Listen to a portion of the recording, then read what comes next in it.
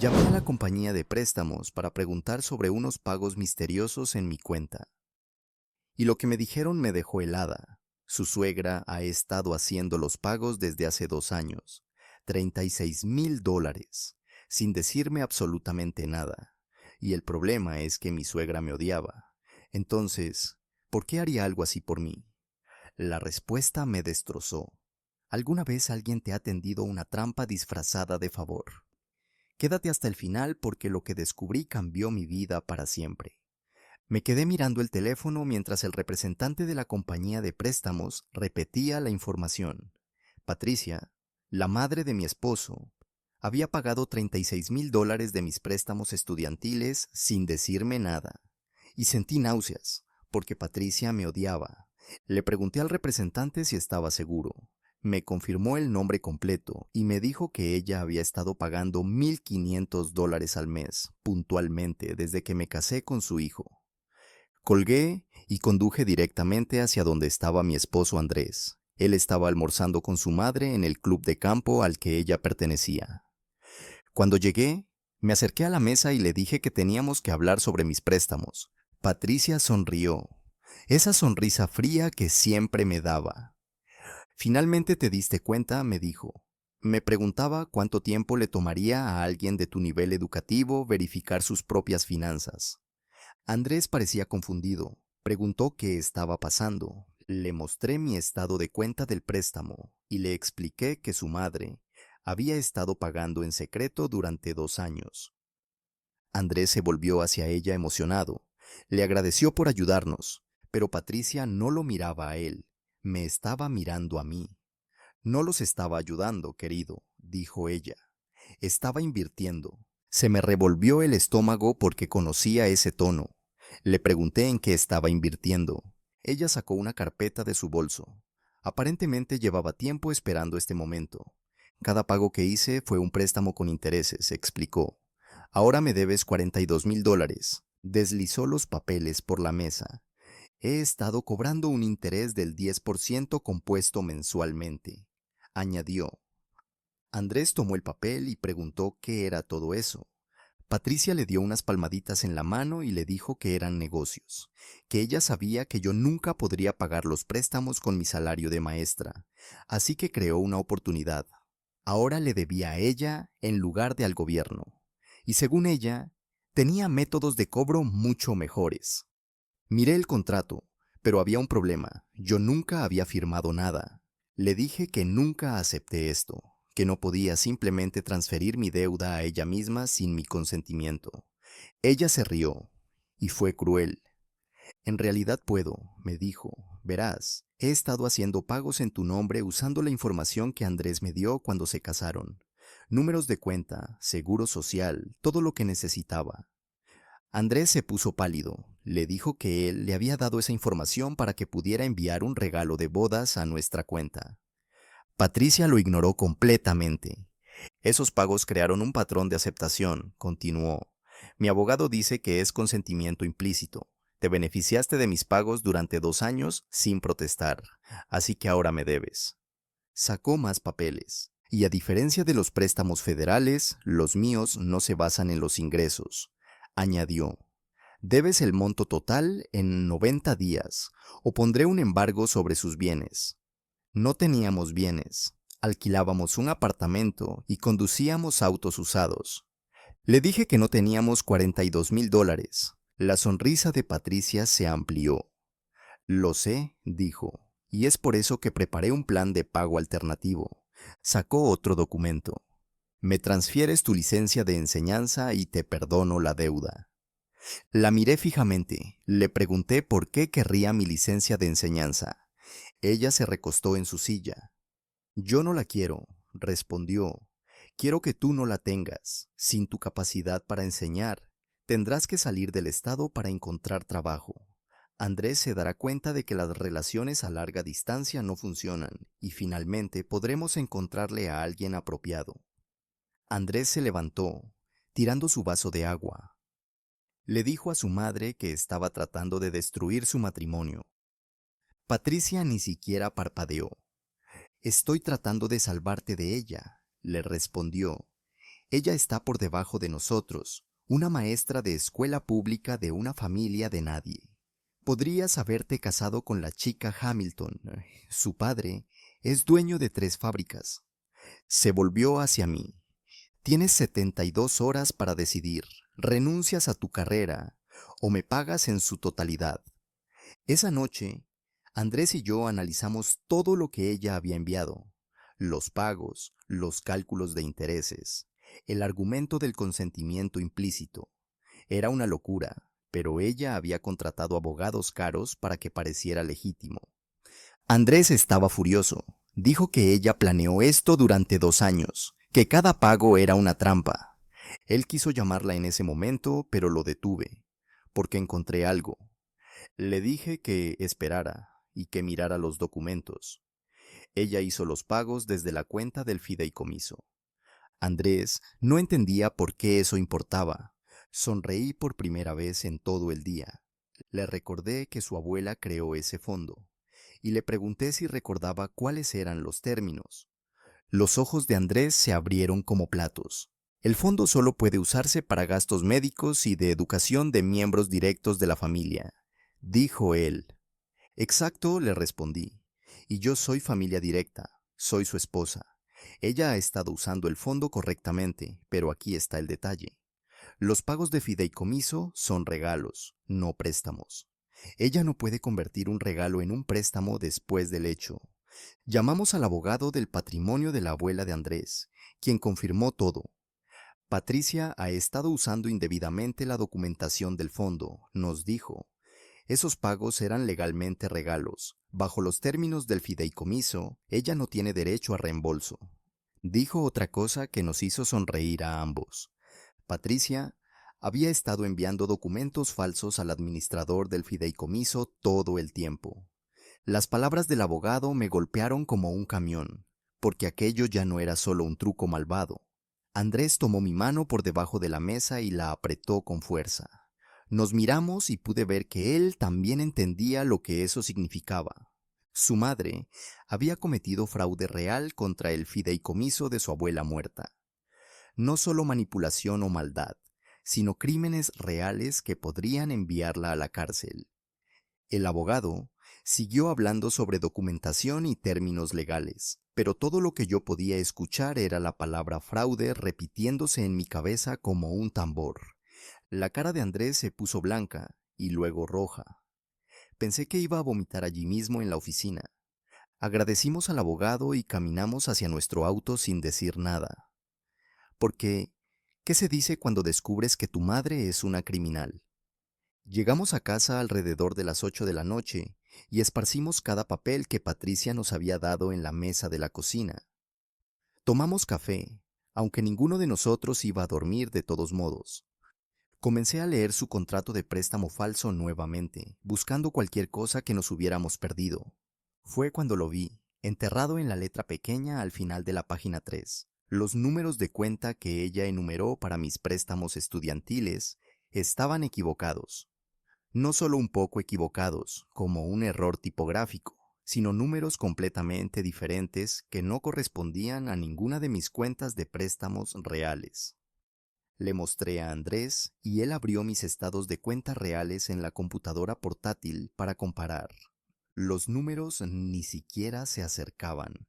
Patricia había creado todo este contrato de préstamo después del hecho usando información de cuenta falsa. Probablemente escribió todo la semana anterior a emboscarnos en el club de campo. Andrés miró los papeles y dijo algunas palabras que nunca lo había escuchado usar antes. Nos quedamos despiertos hasta las 4 de la mañana, revisando todo línea por línea, encontrando más problemas con su historia. Andrés llamó a la administradora del fideicomiso tan pronto como la oficina abrió a las 9. Me senté a su lado en el sofá, escuchando su lado de la conversación. Él pidió copias de todas las autorizaciones de pago que Patricia había enviado para mis préstamos. La administradora parecía confundida sobre por qué Andrés quería eso, y preguntó si había algún problema. Andrés mantuvo la voz firme y solo dijo que necesitaba revisar la documentación por razones personales.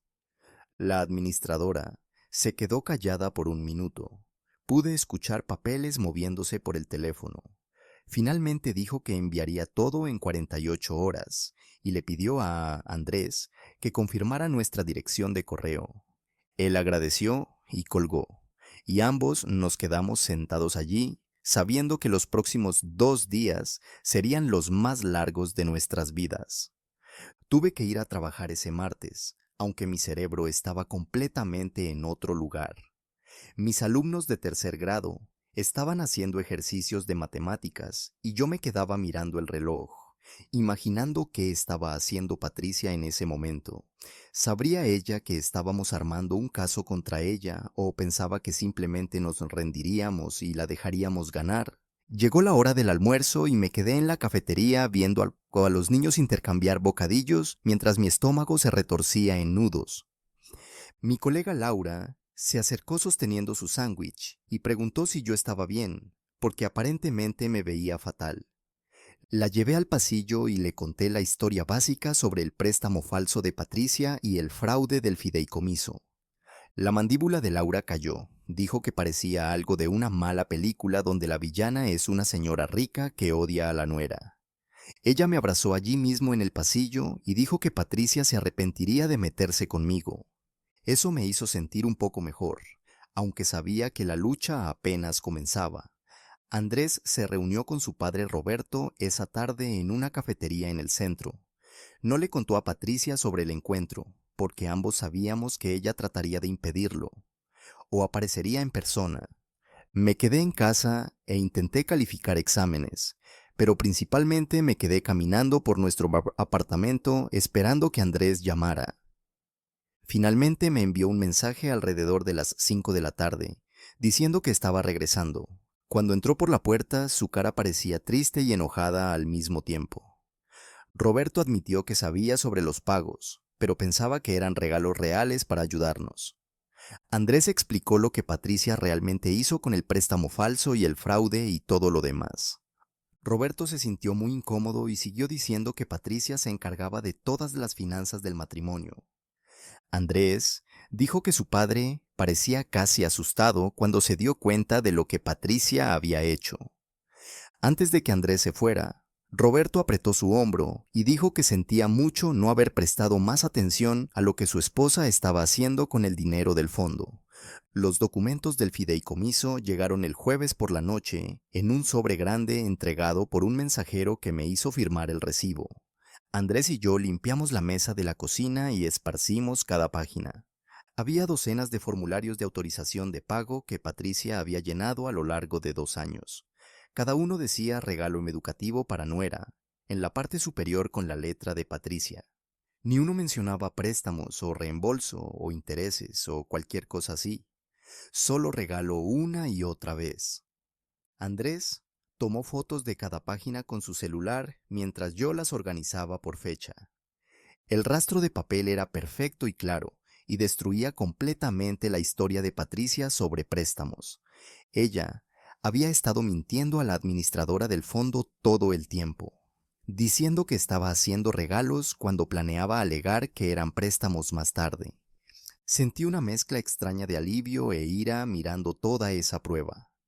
Alivio porque teníamos evidencia de que ella estaba equivocada, e ira porque ella había hecho esto sabiendo que nos lastimaría. Andrés llamó a su madre el viernes por la mañana y puso el altavoz para que yo pudiera escuchar todo. Patricia respondió al segundo tono, sonando alegre como si nada estuviera mal. Andrés preguntó directamente por qué el papeleo del fondo decía regalos cuando ella estaba tratando de alegar préstamos. El silencio del otro lado duró tanto tiempo que pensé que la llamada se había cortado. Finalmente, la voz de Patricia volvió fría y cuidadosa. Ella dijo que el fondo requería ese lenguaje específico para fines fiscales, pero que tenían un acuerdo verbal sobre el reembolso. Andrés me miró y pude ver que ya no le creía. Él preguntó qué acuerdo verbal y cuándo lo habían discutido. Patricia tropezó con las palabras diciendo que era entendido e implícito y que Andrés sabía lo que ella quería decir. Su voz se volvió más aguda y tensa mientras hablaba, y me di cuenta de que estaba en pánico porque su plan se estaba desmoronando. Tomé el teléfono de la mano de Andrés antes de que pudiera contenerme. Mi voz salió más fuerte de lo que esperaba cuando le dije a Patricia que los acuerdos verbales sobre préstamos superiores a $600 no eran legalmente válidos en nuestro estado. Yo sabía esto, porque uno de los padres de mis alumnos era un asistente legal que lo había mencionado durante una reunión de padres y maestros el año pasado. Patricia se quedó completamente en silencio nuevamente, y cuando habló, su voz era como hielo. Ella dijo que veríamos qué tenían que decir sus abogados sobre todo esto. Le dije que pidieran sus abogados que nos llamaran porque teníamos nuestra propia ayuda legal ahora. Ella colgó sin decir adiós, y Andrés y yo nos miramos sabiendo que acabábamos de declarar la guerra. Contactamos a Fernanda Larson esa misma tarde, usando el número que el abogado del patrimonio nos había dado. Andrés explicó toda la situación por teléfono mientras yo escuchaba en alta voz. Fernanda hizo algunas preguntas sobre los términos del fideicomiso y la documentación de pago y el contrato de préstamo falso de Patricia. Cuando Andrés terminó de hablar, Fernanda dijo que revisaría todo gratis, porque casos como este la ponían furiosa.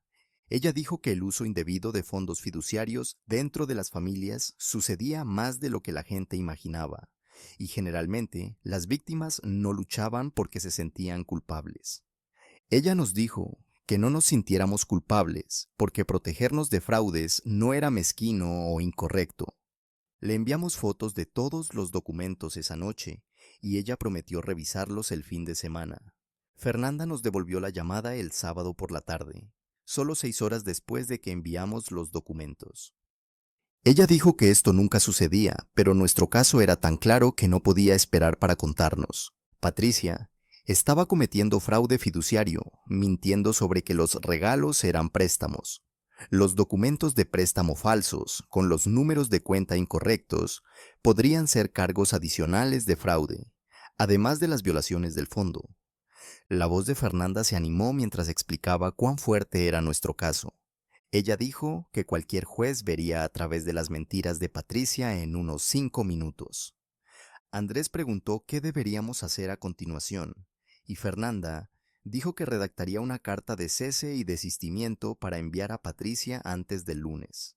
Ella también dijo que deberíamos presentar una queja formal a la administradora del fondo sobre el uso indebido de los fondos por parte de Patricia. Sentí algo parecido a la esperanza por primera vez desde que comenzó toda esta pesadilla. Encontré a Andrés alrededor de la medianoche, sentado en nuestro auto en el estacionamiento de nuestro edificio. No estaba haciendo nada, solo mirando por el parabrisas hacia la pared de ladrillos frente a él con ambas manos en el volante como si estuviera conduciendo a algún lugar. Excepto que el motor estaba apagado. Abrí la puerta del pasajero, entré a su lado y esperé, porque me di cuenta de que él necesitaba decir algo, pero no sabía cómo empezar. El silencio se extendió por quizás 5 minutos antes de que finalmente hablara. Dijo que siempre supo que su madre era controladora, pero nunca pensó que ella realmente quebrantaría leyes para manipularlo. Su voz se quebró en la palabra leyes, como si decirlo en voz alta lo hiciera más real. Extendí la mano, tomé la suya y le dije que pasaríamos por esto juntos. Él asintió, pero no me miró, y pude ver lágrimas en sus mejillas que no se molestaba en secar. Nos quedamos sentados allí por otros 20 minutos antes de entrar a la cama, donde ninguno de los dos durmió mucho. La mañana siguiente era el tercer día del plazo de 72 horas de Patricia, y mi teléfono sonó a las 8:30 mientras me arreglaba para el trabajo. El nombre de Patricia iluminó la pantalla y mi estómago cayó, pero contesté en altavoz para que Andrés pudiera escuchar. Ella no se molestó con un hola. Su voz vino afilada y exigente, preguntando si había tomado mi decisión sobre entregar mi licencia de maestra. Respiré hondo y le dije que no estaba decidiendo nada porque su préstamo no existía legalmente. El silencio de su lado duró quizás 3 segundos antes de que comenzara a gritar.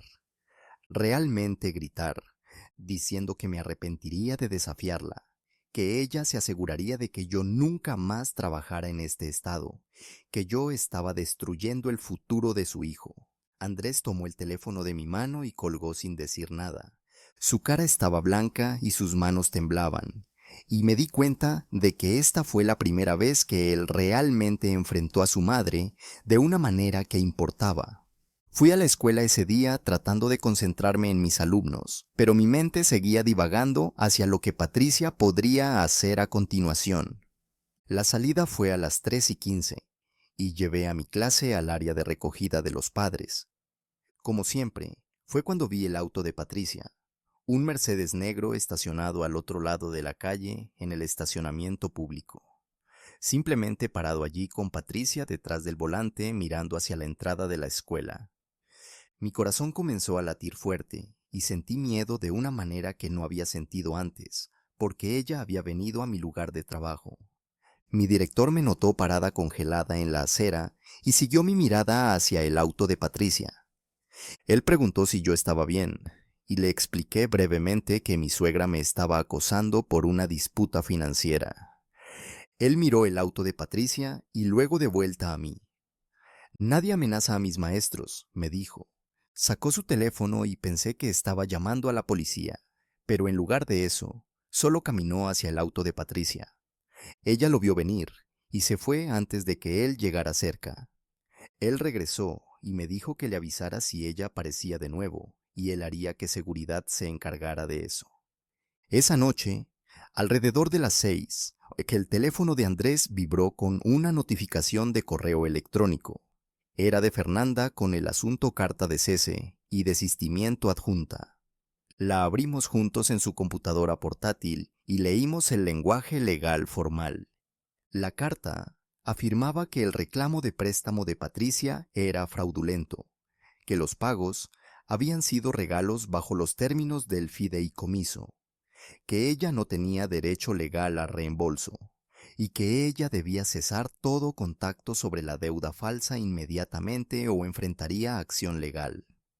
La carta tenía 3 páginas y refería a estatutos específicos de la ley de fideicomisos y precedentes de casos. Fernanda nos la envió para aprobación antes de entregarla a Patricia. Andrés me miró y preguntó si realmente haríamos esto. Le dije que no teníamos opción porque su madre había declarado la guerra primero. Él imprimió 2 copias, una para guardar y otra para entregar. Condujimos hasta la casa de sus padres con Andrés, sosteniendo la carta en su regazo, y yo conduciendo porque sus manos aún temblaban. Andrés salió del auto en la entrada del garaje de sus padres, y yo me quedé detrás del volante con el motor encendido. Lo observé caminar hasta la puerta principal y tocar el timbre. Roberto respondió después de quizás 30 segundos. Andrés le entregó la carta sin decir nada, y Roberto comenzó a leer allí mismo en la puerta. Pude ver su cara cambiar mientras leía. Sus cejas subieron y su boca se tensó, y miró a Andrés con algo que podría haber sido vergüenza. No pude escuchar lo que dijo, pero vi sus labios moverse y Andrés asintió. Entonces Patricia apareció detrás de Roberto, empujándolo para ver qué estaba pasando. Ella tomó la carta de las manos de Roberto y comenzó a leer. Su cara se puso roja, luego blanca, y luego roja nuevamente. Patricia levantó la vista de la carta y se rió. Se rió de verdad como si Andrés acabara de contar un chiste. Ella dijo algo que no pude escuchar desde Menselauto, pero la vi gesticular con los papeles. Andrés dijo algo de vuelta y su voz estaba tranquila, pero pude percibir por su postura que no estaba retrocediendo. Patricia continuó hablando, riendo y agitando la carta. Entonces, Andrés dijo otra cosa, y la risa de Patricia se detuvo. Su cara se quedó completamente inmóvil. Andrés se dio la vuelta, caminó de regreso al auto, entró y me dijo que condujera. Salí del garaje y pregunté qué había dicho para hacerla dejar de reír. Él me dijo que le había dicho que el fraude fiduciario es una cuestión penal, no civil. Así que sus abogados no pueden hacer que desaparezca. Extendí la mano y apreté la suya. Presentamos la queja formal a la administradora del fideicomiso a la mañana siguiente a las 9 cuando la oficina abrió. Andrés llamó desde nuestro apartamento y puso el altavoz. La administradora respondió sonando profesional y un poco aburrida, hasta que Andrés explicó por qué estaba llamando. Entonces, su voz cambió. Ella le pidió a Andrés que repitiera lo que acababa de decir sobre Patricia tergiversando regalos como préstamos. Andrés repitió toda la historia mientras yo enviaba por correo electrónico copias escaneadas de todos los documentos, las autorizaciones de pago del fondo que decían regalo, los contratos de préstamo falsos de Patricia, los cálculos de intereses, todo. La administradora se quedó callada por un largo tiempo después de que Andrés terminó de hablar. Cuando ella habló nuevamente parecía genuinamente sorprendida. Dijo que esto desencadenaría una investigación inmediata de todo el acceso de Patricia al fondo.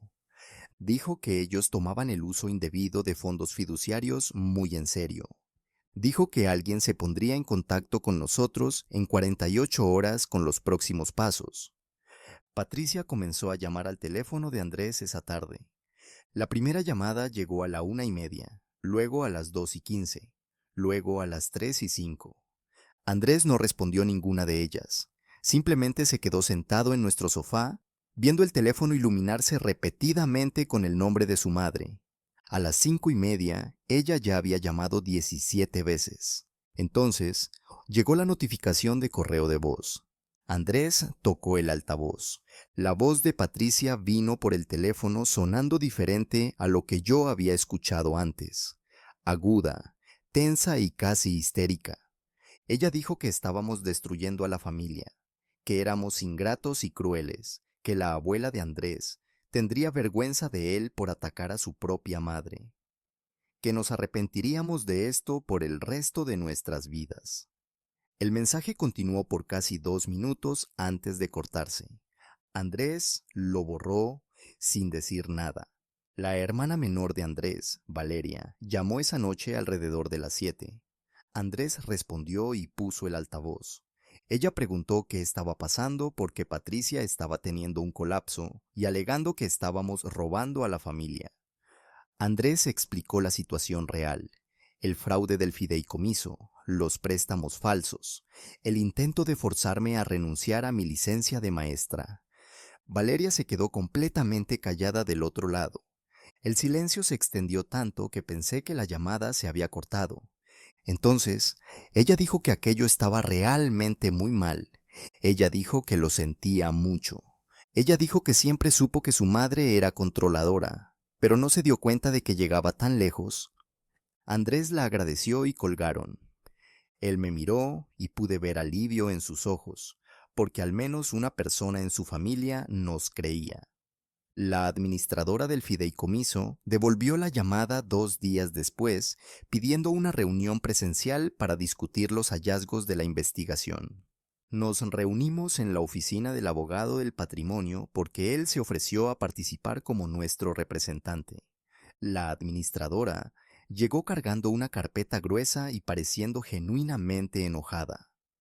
Ella se sentó frente a nosotros, abrió la carpeta y comenzó a colocar papeles en la mesa de conferencias. Ella dijo que Patricia había estado usando indebidamente fondos fiduciarios durante años de pequeñas maneras, pero nuestro caso era el ejemplo más flagrante que habían encontrado. Ella dijo que Patricia había estado presentando documentación falsa, alegando que los regalos educativos eran préstamos para varios miembros de la familia. Nos quedamos sentados mirando los papeles esparcidos por la mesa de conferencias, mientras la administradora explicaba que Patricia había estado ejecutando este esquema durante años con cantidades más pequeñas. Ella dijo que el primo de Andrés recibió dinero del fondo para el posgrado, y Patricia más tarde trató de cobrarle con intereses. Ella dijo que el sobrino de Andrés recibió fondos para un procedimiento médico, y Patricia le envió una factura 6 meses después.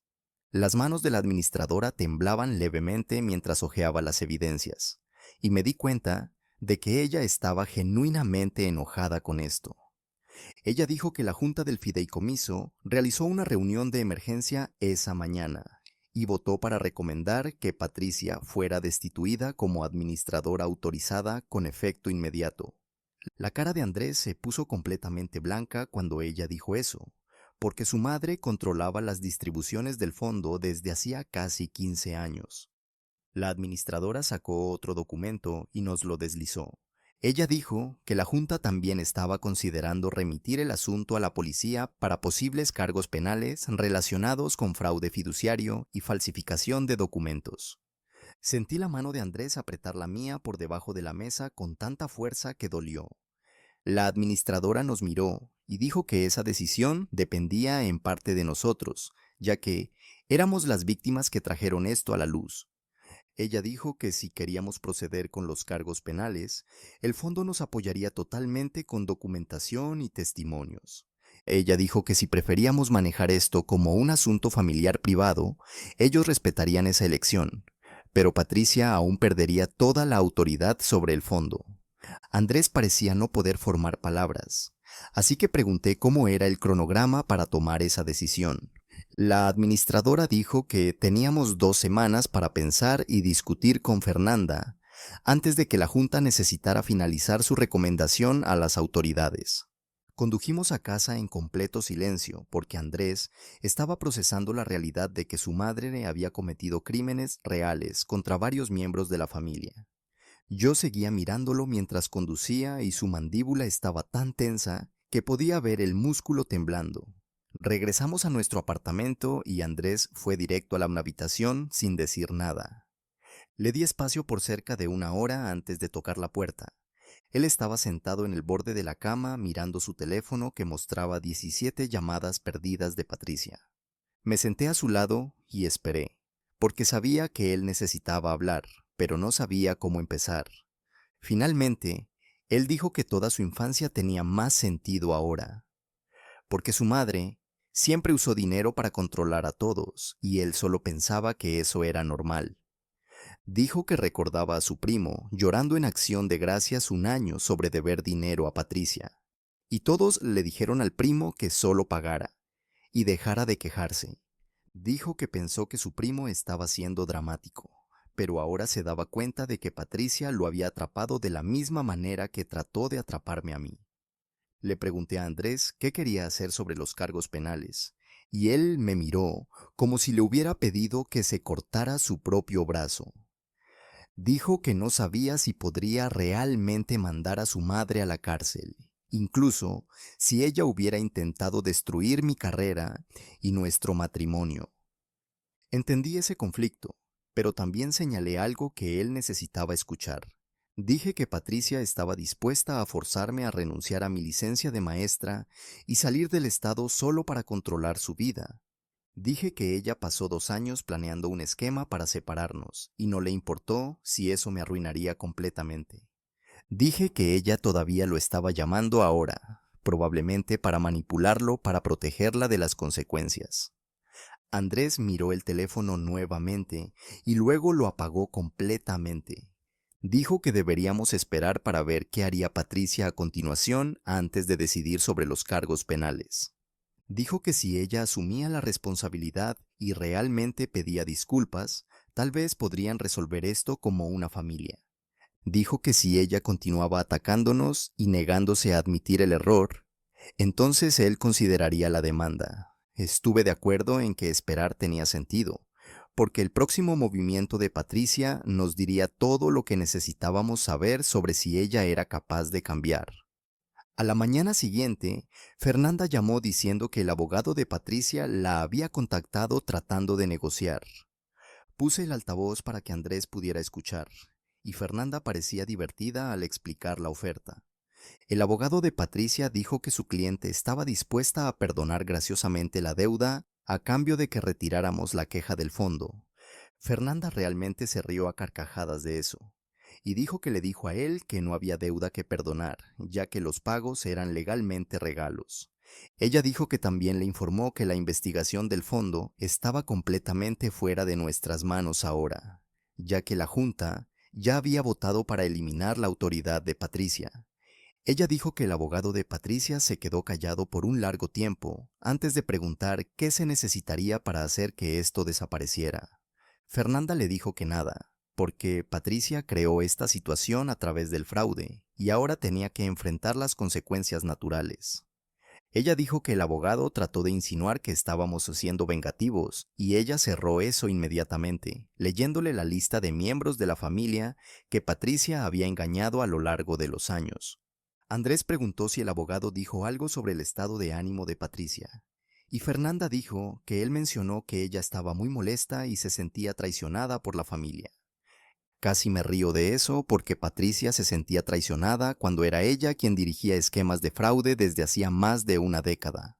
Fernanda dijo que nos mantendría actualizados si el abogado la contactaba nuevamente, pero dudaba que Patricia intentara negociar tan pronto como se diera cuenta de que no teníamos control sobre las decisiones de la Junta del Fideicomiso. 2 días después, Valeria llamó a Andrés pareciendo incómoda. Ella dijo que su madre había dejado de ir al club de campo para sus juegos de tenis y almuerzos regulares. Ella dijo que algunos amigos de Patricia estaban haciendo preguntas sobre drama familiar, y Patricia estaba humillada porque la gente estaba hablando. Andrés preguntó qué tipo de preguntas, y Valeria dijo algo sobre problemas con fondos fiduciarios y cuestiones legales con una nuera. La cara de Andrés se endureció, porque eso significaba que el círculo social de Patricia sabía, al menos alguna versión de lo que pasó. Valeria dijo que Patricia nos estaba culpando por difundir mentiras y destruir su reputación. Ella dijo que su madre alegó que inventamos todo, porque yo tenía envidia de su riqueza y quería poner a Andrés en contra de la familia. Pude escuchar la duda en la voz de Valeria, como si ella no estuviera segura de qué creer. Andrés le dijo con mucha calma que Patricia había cometido fraude contra varios miembros de la familia, incluyendo al primo y al sobrino, y que la Junta del Fondo tenía evidencias de años de documentación falsa. Valeria se quedó callada y luego preguntó si eso era realmente cierto. Andrés dijo que sí, y que Patricia había tratado de chantajearme para que yo renunciara a mi licencia de maestra, alegando que yo le debía $42,000, por lo que en realidad eran regalos del fondo. Valeria soltó un pequeño sonido de sorpresa y dijo que no tenía idea de que era tan serio. Ella dijo que pensaba que era solo un malentendido sobre pagos, pero el fraude y el chantaje eran completamente diferentes. Andrés la agradeció por llamar y dijo que sabía que esto era difícil para toda la familia. Después de que colgó, él parecía exhausto y dijo que al menos su hermana nos creía ahora. 3 días después de eso, Roberto llamó y pidió reunirse solo con Andrés. Le dije a Andrés que estaba bien porque su padre merecía una oportunidad de hablar sin mí presente. Se reunieron en una cafetería cerca de la oficina de Roberto, y Andrés llegó a casa 2 horas después pareciendo que alguien había reorganizado su comprensión de toda su infancia. Pregunté qué pasó, y Andrés se sentó pesadamente en el sofá. Dijo que su padre admitió que había estado permitiendo el comportamiento controlador de Patricia durante 30 años. Dijo que Roberto se disculpó por no detenerla de intentar destruir nuestro matrimonio, y dijo que verla tramando contra mí fue su llamada de atención de que las cosas habían ido demasiado lejos. La voz de Andrés se quebró un poco cuando dijo que su padre le contó que Patricia siempre fue manipuladora. Pero Roberto se convenció a sí mismo de que era solo ella siendo protectora. Dijo que Roberto se dio cuenta de que estaba dando excusas para Patricia mientras ella lastimaba a la gente, y él ya no podía hacer eso. Pregunté si Roberto dijo algo sobre la posibilidad de cargos penales, y Andrés asintió. Dijo que su padre le dijo que hiciera lo que creyéramos correcto, porque Patricia necesitaba enfrentar consecuencias reales por primera vez en su vida. Dijo que Roberto estaba cansado de limpiar su desorden y protegerla de la responsabilidad. Andrés me miró y dijo que su padre parecía más ligero de alguna manera, como si hubiera estado cargando un peso por décadas y finalmente lo hubiera soltado. Le dije a Andrés que estaba orgullosa de su padre por ser honesto, Y Andrés dijo que deseaba que no fuera necesario que su madre intentara destruirme para que su padre finalmente viera la verdad. La notificación formal del fondo llegó 5 días después. Andrés abrió la carta certificada y leyó en voz alta mientras yo hacía la cena. El fondo había eliminado oficialmente la autorización de Patricia para aprobar cualquier pago o distribución para otros beneficiarios. Ella aún podía recibir sus propias distribuciones trimestrales, pero tenía cero control sobre el acceso de cualquier otra persona a los fondos fiduciarios. Las manos de Andrés temblaban sosteniendo el papel, porque esto era real y definitivo, y su madre había perdido algo que controlaba desde hacía 15 años. Su teléfono vibró con un mensaje y él me lo mostró. Patricia había enviado 4 palabras: arruinaste todo. Andrés miró ese mensaje por un largo tiempo antes de escribir una respuesta. Escribió que ella misma arruinó todo al cometer fraude e intentar controlar su vida a través de la manipulación. Escribió que la amaba, pero no la dejaría lastimar a la gente más. Escribió que, cuando ella estuviera lista para asumir responsabilidad real y pedir disculpas sinceramente, él estaría dispuesto a hablar.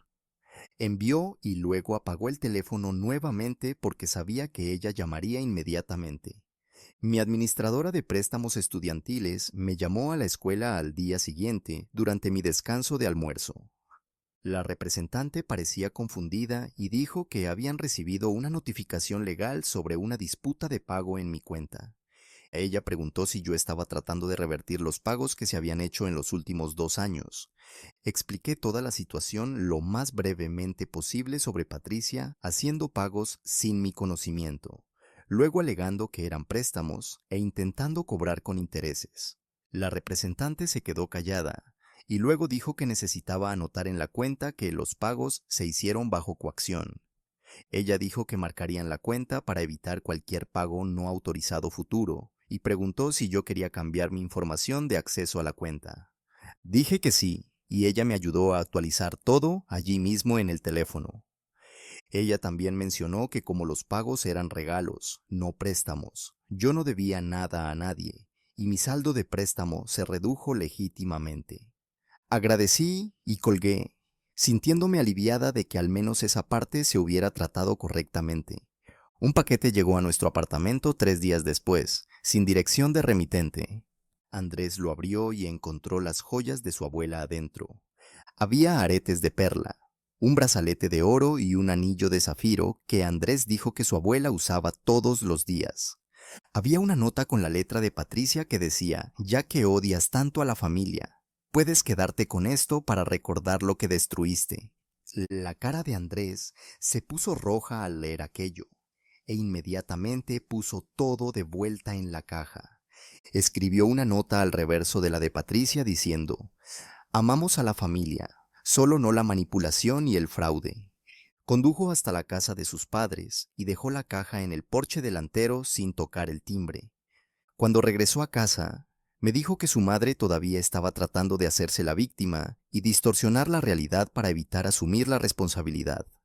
Dijo que devolver las joyas fue bueno porque él no permitiría que ella usara reliquias de familia como armas en su campaña de manipulación. A la mañana siguiente, en la escuela, Laura me trajo café antes del inicio de la primera clase. Me entregó el vaso y dijo que podía ver que toda esta situación me estaba desgastando. Agradecí y admití que estaba exhausta de lidiar con los constantes ataques y manipulaciones de Patricia. Laura se sentó en el escritorio al lado del mío y dijo que su propia suegra trató de controlar su matrimonio con dinero hace 20 años. Ella dijo que la madre de su esposo ofreció comprar una casa para ellos, pero solo si Laura dejaba el trabajo de maestra para quedarse en casa. Ella dijo que cuando rechazaron la oferta, la suegra hizo sus vidas miserables por 2 años. Pregunté cómo lo superaron, y ella sonrió. Ella dijo que establecieron límites firmes y los mantuvieron, no importa cuánta presión recibieran. Ella dijo que fue difícil y doloroso, y algunas relaciones familiares nunca se recuperaron. Ella dijo, pero establecer esos límites temprano los salvó de décadas de miseria y control. Ella apretó mi mano y me dijo que lo que Andrés y yo estábamos haciendo era valiente y necesario. Ella dijo que Patricia aprendería a respetar los límites o perdería la relación con el hijo, pero de cualquier forma seríamos libres. Sentí lágrimas en los ojos porque realmente necesitaba escuchar eso de alguien que había pasado por algo similar. La administradora del fideicomiso llamó 3 días después, y yo contesté en altavoz para que Andrés pudiera escuchar. La administradora confirmó que cada pago hecho por Patricia provino del fondo familiar establecido por la abuela de Andrés para gastos de educación de la familia directa. Esos pagos fueron legalmente clasificados como regalos bajo la ley de fideicomisos y no podrían ser convertidos en préstamos después del hecho. Patricia no tenía derecho legal a reembolso de ningún tipo. La administradora dijo que la documentación formal llegaría por correo certificado dentro de 48 horas confirmando este estatus. Colgué y me senté en el sofá mirando a la nada, porque mi cerebro necesitaba tiempo para procesar que la pesadilla estaba realmente terminando. Andrés me atrajo contra su pecho y sentí su corazón latiendo a través de la camisa. La carta certificada llegó en una tarde de jueves, y yo la abrí parada en el pasillo de nuestro apartamento. La carta oficial del fondo declaraba que todos los $36,000 en pagos eran regalos irrevocables sin obligación de reembolso. La leí 3 veces para asegurarme de que entendí correctamente. Entonces, lloré parada allí sosteniendo la carta, porque 2 años de manipulación de Patricia y la última semana de terror finalmente habían terminado. Andrés me encontró allí y leyó la carta él mismo. Pedimos comida china esa noche y comimos sentados en el piso de la sala, con la carta apoyada contra una lámpara donde pudiéramos verla.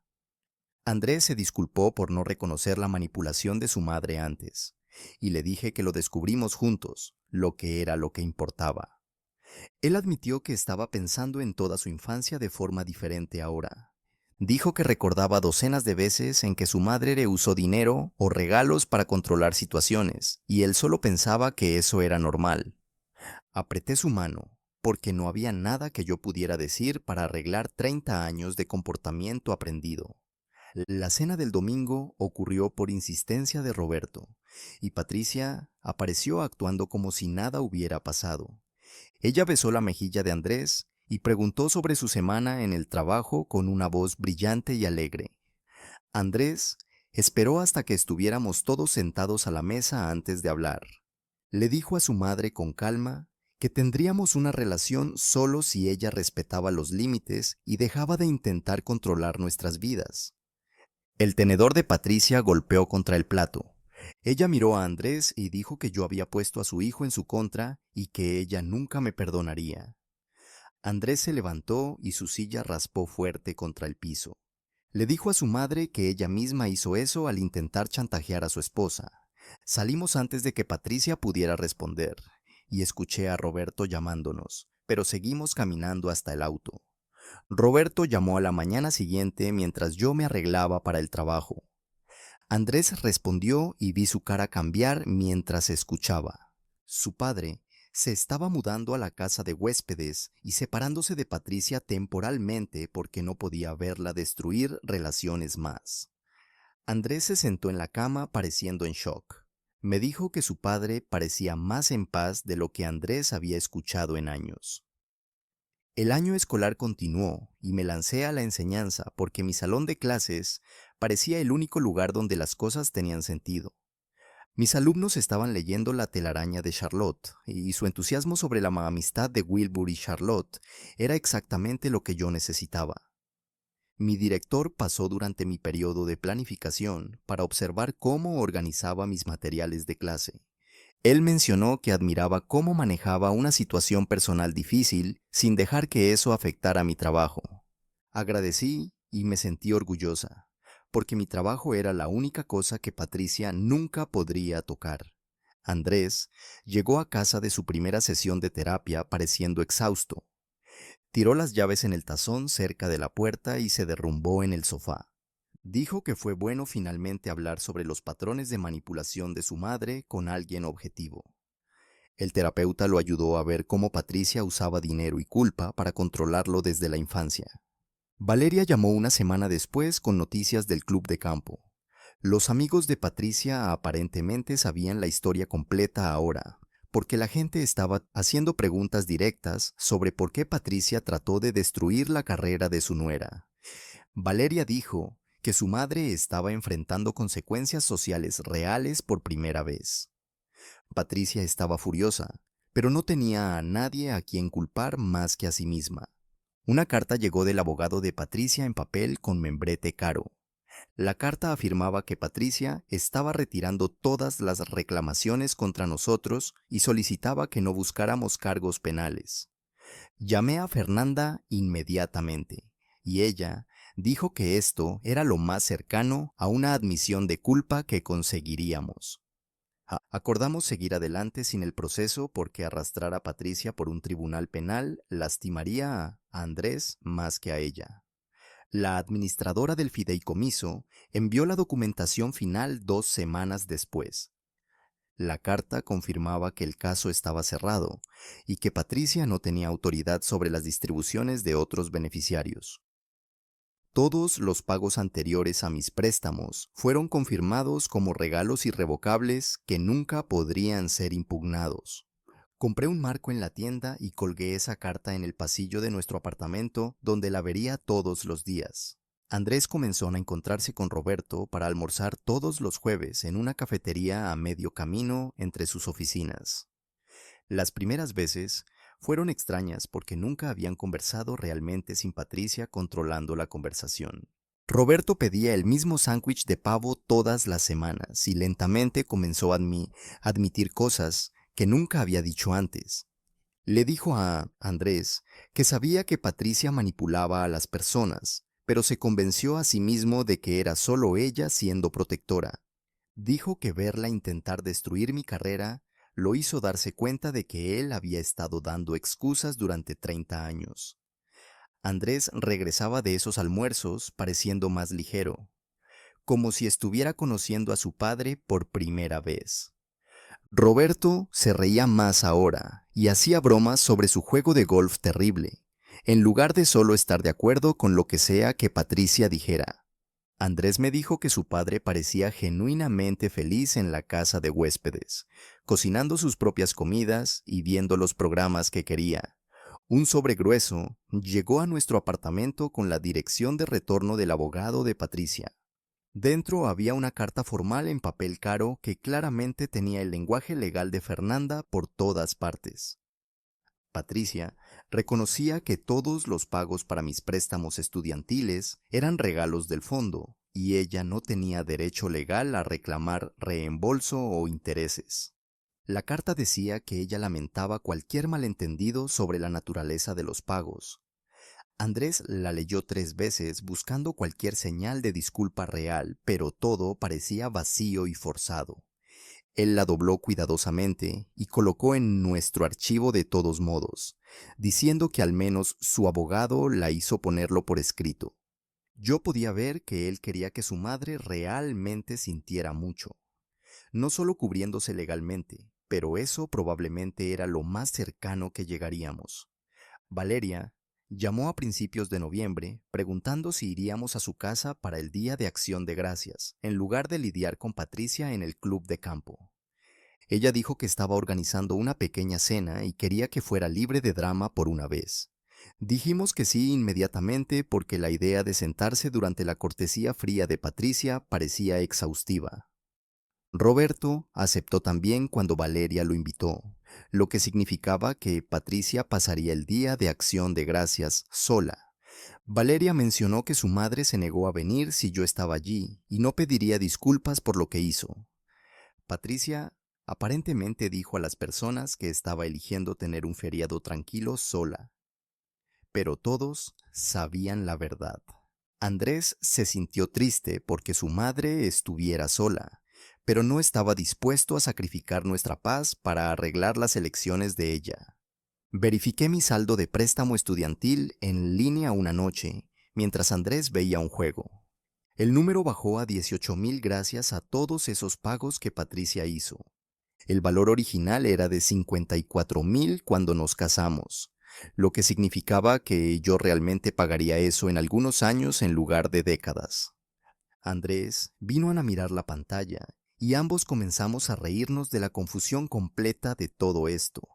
El esquema de manipulación de Patricia para controlar nuestras vidas accidentalmente nos dio la ayuda financiera real que necesitábamos desesperadamente. La ironía no pasó desapercibida para ninguno de nosotros. Sus peores impulsos terminaron beneficiando a la persona que ella estaba tratando de lastimar. Yo podía realmente ver un futuro sin esa deuda cerniéndose sobre mí, y eso se sentía mejor que cualquier disculpa que Patricia pudiera escribir. El jefe de Andrés lo llamó a la oficina un martes de diciembre. Yo estaba calificando exámenes cuando Andrés mandó un mensaje diciendo que fue promovido a analista senior, con un aumento significativo. Llegó a casa esa noche sonriendo y abrimos una botella de vino barato para celebrar. La promoción significaba que finalmente podríamos comenzar a ahorrar dinero real para el pago inicial de una casa, algo que parecía imposible hace 6 meses. Nos sentamos a la mesa de la cocina con una calculadora, descubriendo cuánto podríamos ahorrar cada mes. Aún éramos cuidadosos con el dinero y definitivamente no vivíamos con lujo, pero la ansiedad constante sobre mis préstamos había desaparecido. Andrés dijo que era bueno planificar nuestro futuro en lugar de solo sobrevivir de cheque en cheque. Patricia comenzó a enviar mensajes de texto a Andrés en enero sobre cosas neutrales de la familia. Ella mencionaba que su tía estaba visitando o que el club de campo estaba reformando el comedor. Andrés respondía con respuestas cortas y educadas, pero mantenía límites firmes sobre no discutir nada personal. Ella nunca preguntó sobre mí o nuestra vida juntos, y Andrés nunca ofreció información. Los mensajes venían cada 1 o 2 semanas, y Andrés los trataba como pronósticos del tiempo de alguien que solía conocer. Me dijo que estaba bien con tener una relación distante con su madre, si eso era lo que ella podía soportar. Lo observé responder a esos mensajes con la misma energía que le darías a un conocido casual, y me sentí orgullosa de cómo protegía lo que habíamos construido. Encontré a Patricia en el supermercado en febrero, mientras compraba vegetales para la cena. Ella estaba saliendo de la sección de orgánicos con el carrito y miró directamente hacia mí por medio segundo, antes de que sus ojos pasaran de largo como si yo fuera invisible. Ella continuó caminando hacia la caja sin ningún reconocimiento de que me había visto. Me quedé parada sosteniendo una bolsa de zanahorias, no sintiendo absolutamente nada sobre ella, fingiendo que yo no existía. Andrés había hecho las paces con el hecho de tener una madre que no podía ser parte de nuestra vida real, y yo ya no necesitaba su aprobación o reconocimiento. Terminé mis compras y conduje a casa pensando en cuánto poder le había dado a su opinión sobre mí antes, y cuán poco eso importaba ahora. Roberto entró con los papeles oficiales de separación en marzo, después de que Patricia se negó a hacer terapia de pareja. Le dijo a Andrés durante el almuerzo que pasó 30 años pisando huevos y ajustando toda su vida a los humores de Patricia. Dijo que se cansó de intentar arreglar algo que Patricia no pensaba que estaba roto. Andrés apoyó la decisión de su padre, aunque ver el matrimonio de sus padres terminar lo dejara triste. Roberto mudó sus cosas de la casa de huéspedes a un pequeño condominio cerca de nosotros, y parecía genuinamente animado en elegir sus propios muebles. Andrés ayudó a colgar cuadros e instalar la televisión, y pidieron pizza como si fuera un sábado normal cualquiera. Su padre seguía diciendo lo tranquilo y silencioso que era el lugar, y Andrés sabía que era exactamente eso lo que Roberto necesitaba. El semestre de primavera comenzó a finales de ese enero, y me quedé frente a un nuevo salón de clases lleno de alumnos que no tenían idea de lo que pasó el año pasado. Ellos no sabían sobre Patricia o los préstamos o cualquiera de los dramas que consumieron mi vida. Había algo realmente refrescante en esa pizarra en blanco, y solo enfocarse en enseñar lectura y matemáticas. Mis alumnos estaban animados con nuestra unidad de ciencias sobre mariposas y seguían haciendo 1 millón de preguntas sobre orugas. Me di cuenta de que era eso lo que realmente importaba en mi vida, no la aprobación de Patricia o las opiniones de sus amigos del club de campo. Esos niños necesitaban que yo apareciera todos los días y les enseñara, y eso era suficiente. Andrés y yo comenzamos a buscar casas en línea. En marzo, desplazándonos por los anuncios después de la cena, encontramos una pequeña casa de 3 habitaciones que necesitaba reforma, pero tenía una buena estructura y un gran patio. La cocina estaba desactualizada y el baño necesitaba azulejos, pero el precio estaba en nuestro rango. Pasamos por ella un sábado y ambos sentimos algo encajar. Llamamos a la agente e hicimos una oferta esa misma semana. Cuando el vendedor aceptó nuestra oferta, Andrés tomó mi mano y nos quedamos sentados en el auto afuera de la casa que sería nuestra. Parecía la prueba de que habíamos construido nuestra vida en nuestros propios términos, sin el dinero o el control de Patricia. Y eso significaba todo. Patricia descubrió sobre la casa antes incluso de que Andrés le contara, porque Valeria mencionó durante una de sus llamadas telefónicas extrañas. El mensaje llegó mientras cenábamos en nuestra mesa plegable en la sala de estar vacía. Andrés miró el teléfono y su cara se quedó inexpresiva, de esa manera que se quedaba siempre que su madre entraba en contacto. Me mostró la pantalla donde Patricia había escrito que ella podría habernos comprado algo mucho mejor si solo hubiéramos pedido. Observé a Andrés dejar el teléfono sin responder y volver a comer su pizza. Los dos sabíamos que ella estaba intentando lo mismo de nuevo, usando dinero como una forma de hacernos sentir pequeños o dependientes.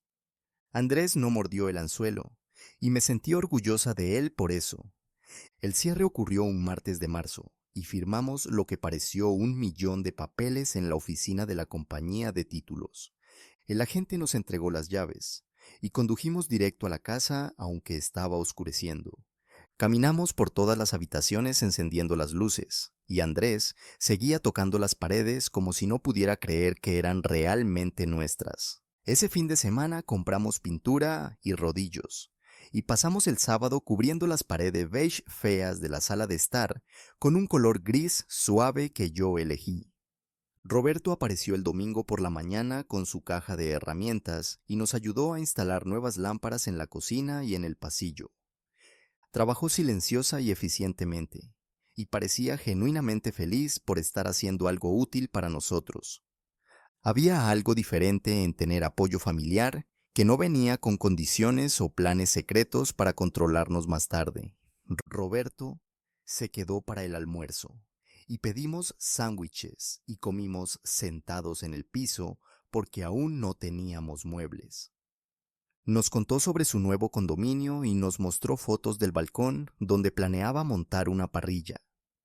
Andrés parecía más relajado cerca de su padre de lo que lo había visto en meses.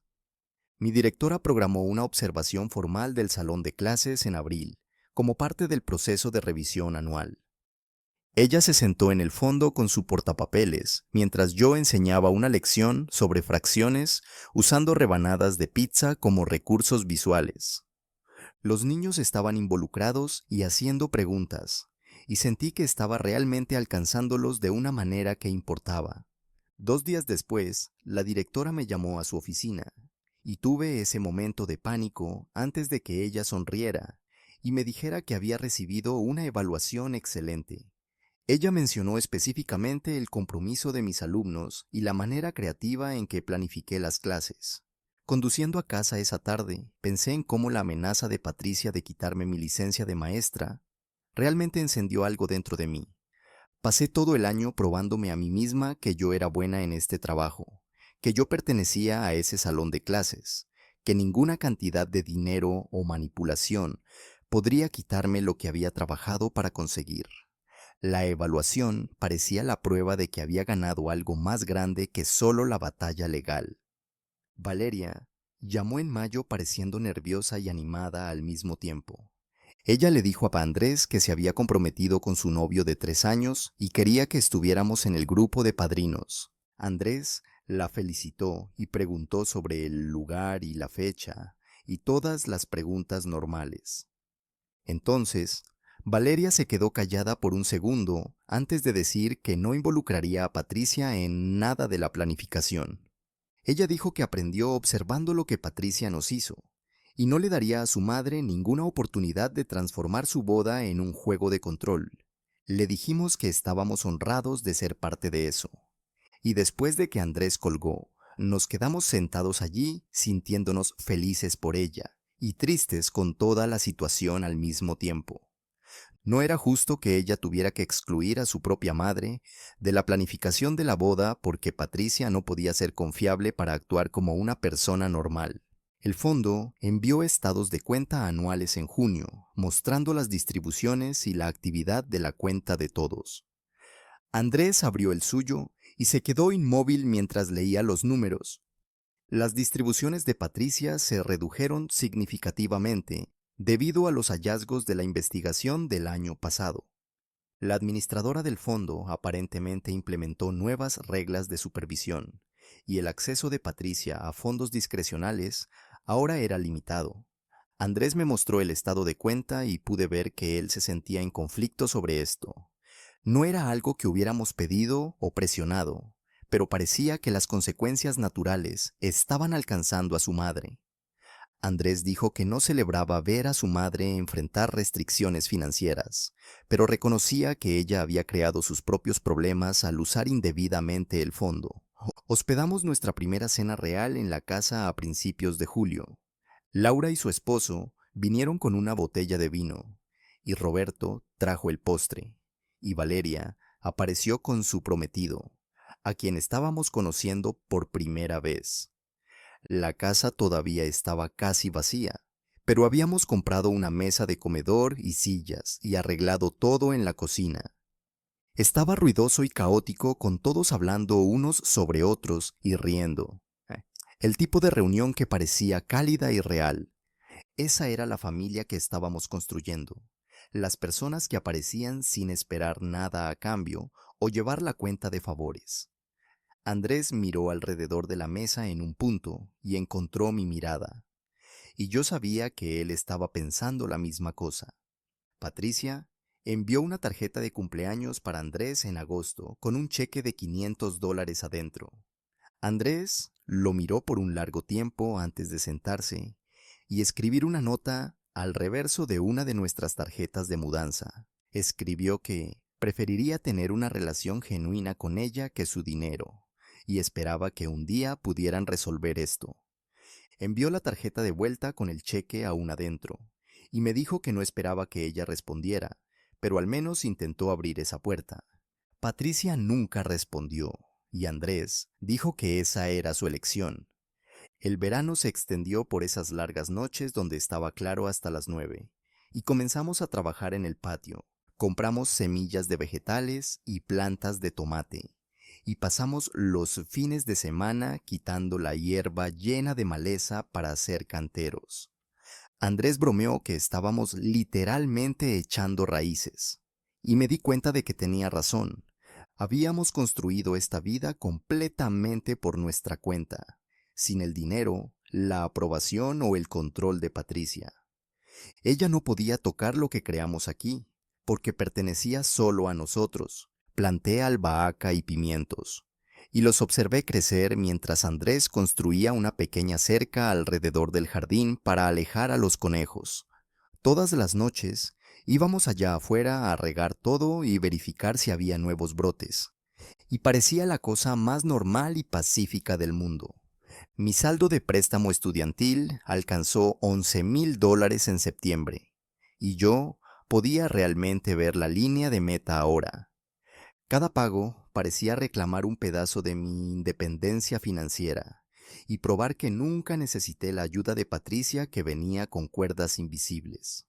Los préstamos se pagarían en menos de 3 años a ese ritmo, y eso parecía posible de una manera que nunca había parecido antes.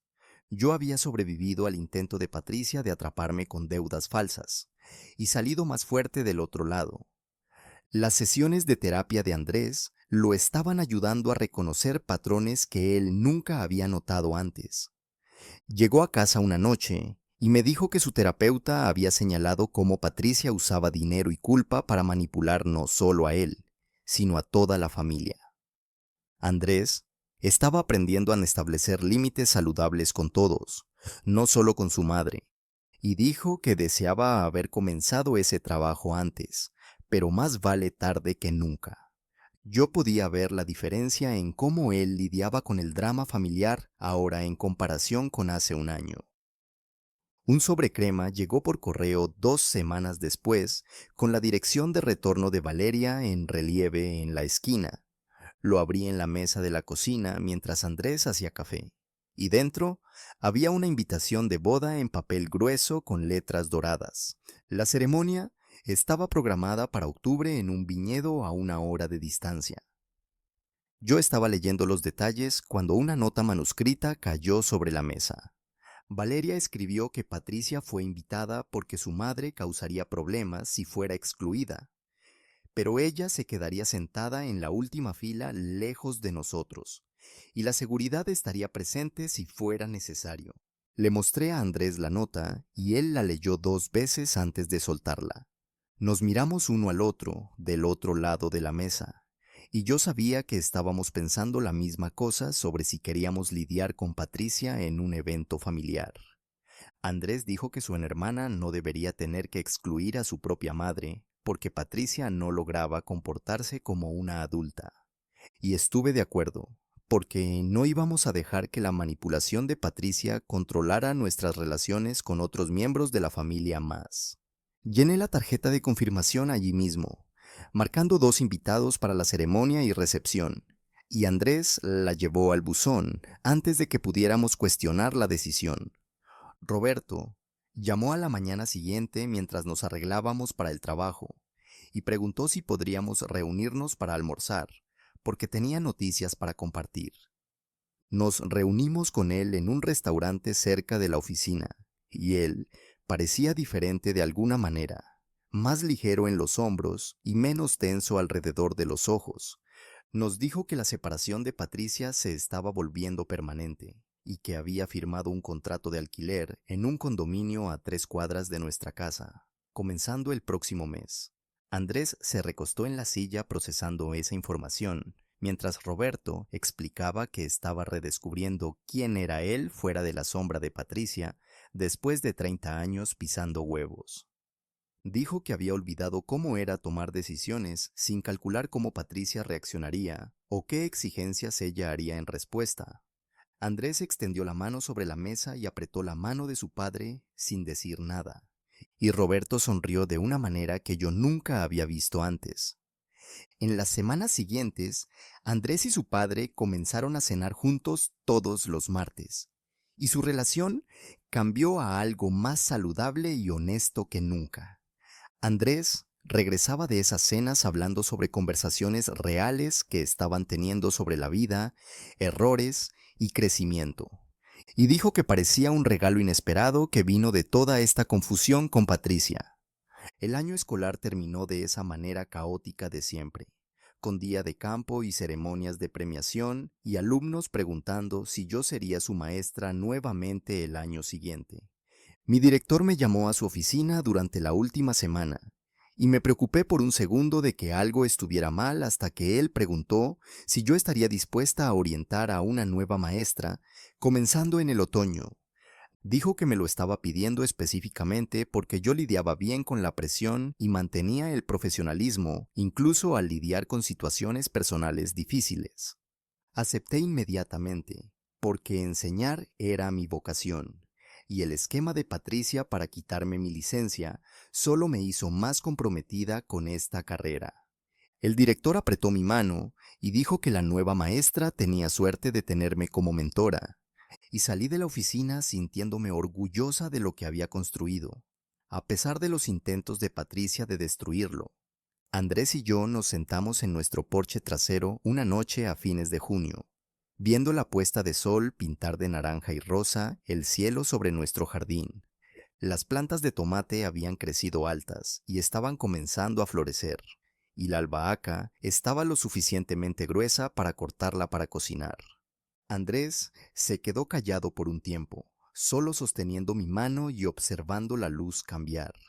Y entonces dijo: realmente lo hicimos y construimos nuestra propia vida.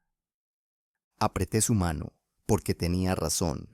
Habíamos enfrentado la manipulación y protegido lo que importaba, y salido más fuertes del otro lado. El jardín se extendía frente a nosotros, con todo lo que plantamos creciendo exactamente como debería, y me di cuenta de que así era como se veía la victoria. No venganza o confrontaciones dramáticas, sino solo sentarse aquí juntos en un espacio que creamos, y que Patricia no podía tocar, controlar ni quitarnos. A veces, las personas que deberían amarnos son las que más intentan controlarnos, y la única forma de proteger tu vida es estableciendo límites firmes, incluso cuando duele. No tienes que aceptar manipulación solo porque viene disfrazada de familia. El amor real no tiene condiciones, el amor real no te pone trampas, y definitivamente no te obliga a elegir entre tu carrera y tu matrimonio. Nah. Si estás pasando por algo similar, recuerda esto: tu paz vale más que la aprobación de cualquier persona, y a veces, construir tu propia vida significa soltar a quienes intentan destruirla. Si esta historia te tocó el corazón, déjame un comentario contándome qué hubieras hecho tú en mi lugar. Y si todavía no estás suscrito, este es el momento perfecto. Dale like a este video y suscríbete al canal para más historias reales sobre familia, relaciones y cómo proteger lo que más importa. Nos vemos en el próximo video.